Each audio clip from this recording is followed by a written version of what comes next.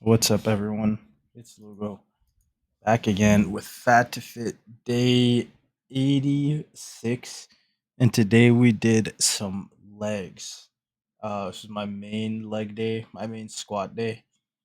And I started off with a back squats as usual.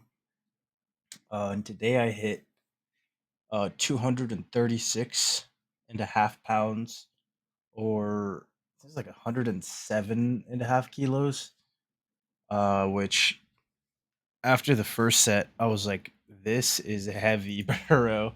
So I decided to just make this a top set, and then convert my leg day to, or at least squats to a top set and a down set, just because I think it's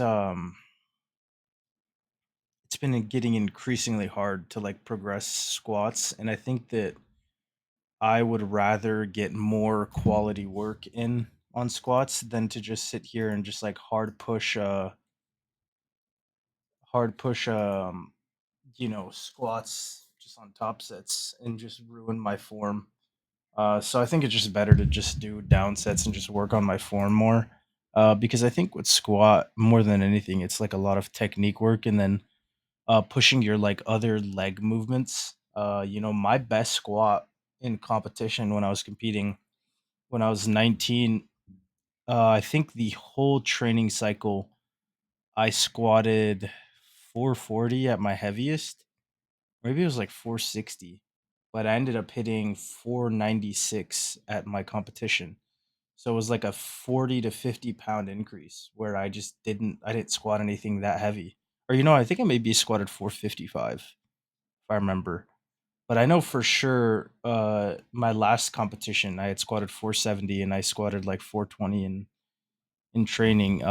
So I've always been able to get a lot out of uh, you know, doing technique on squat. Obviously, they still need to be somewhat heavy, not just complete technique work, but just like nothing where I'm overbearingly grinding on squat. I think is really good. Nothing above like an RPE 8. So, moving my sets down and just trying to get higher quality squat work is going to be better, especially because I'm already grinding so hard on the rest of my leg stuff. Like the leg press today was pretty hard. These seated hams were really hard.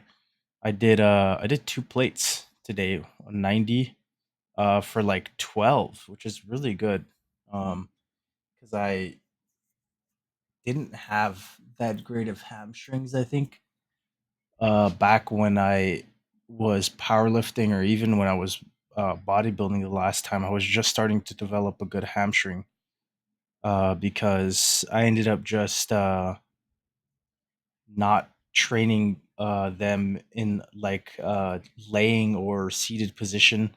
Well, we didn't have a seated for that long before when I switched to bodybuilding, but even before, I really didn't enjoy doing laying hamstrings. And I think that's just because I didn't know how to do them that well. And I still don't really do laying, even though I think I should include some, just because it's a different angle than seated and from like a hinge.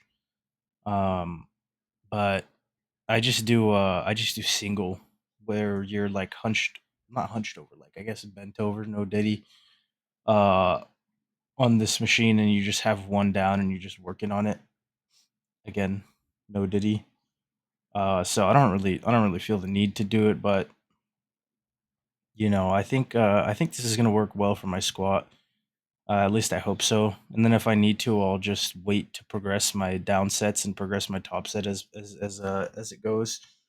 Um, because I've always needed to work on my squat a lot, because I've never been relatively good at squatting. I think at my best I squatted like 540 when I was like 220 or something.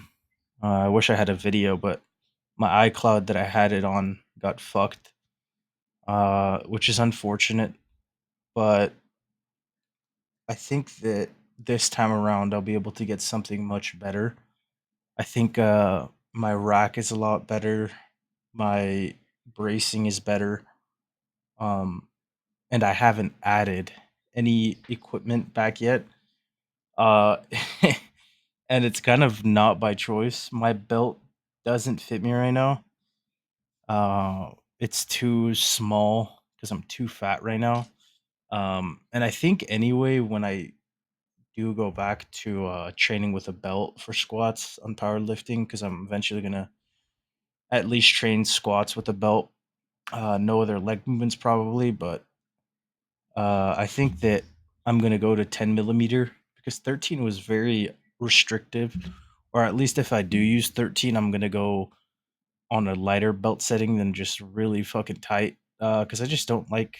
I like to be able to know where I am in the squat, and I feel like I lose that when I get too braced on my belt setting and just going too fucking tight. I know for deadlift for sure it's a 10 millimeter angle, but might be for squats also. We'll see when I end up getting it. It won't be too soon, probably in like the far future, because I am gonna try to do beltless and sleeveless for as long as possible until I feel like I really need it. Which I mean, you don't need it, but until I feel like my progression is stalled enough to where adding it in will be beneficial. So that's my plan for equipment on the squat specifically. Deadlift, I'll probably just be beltless for a while because I feel like my deadlifts are really good, and I don't really need a belt on deadlifts to be honest. Like I actually feel like my position is a lot better uh, than it has been before without a belt. Right now, I feel like it's not good because I feel like I'm stiff legging the weight up a lot. Like I feel like I'm not driving my knees in enough or over the bar enough with my conventional right now, and I end up just stiff legging it, which I need to fix because it's kind of becoming a bad habit now that the weight is starting to get a little bit heavier. But I think it'll end up being fine anyway. Uh, but training is going well. Just the fact that I'm even able to progress when I'm starting to get into the 80 or like treading 100 pounds lost already, and I'm still getting stronger. It's really nice, and I know that I'll be able to progress again up until maybe I'm like 230, 220, and then that's when I feel like I'm gonna start to lose strength. But then, like I said before, I'm just gonna stop for a while and regain some glycogen and then go again. But this video has pretty much come to an end. If you enjoyed it, please consider leaving a like, comment, or subscribe. And I'll see you in 2 days for day 87 and some upper training.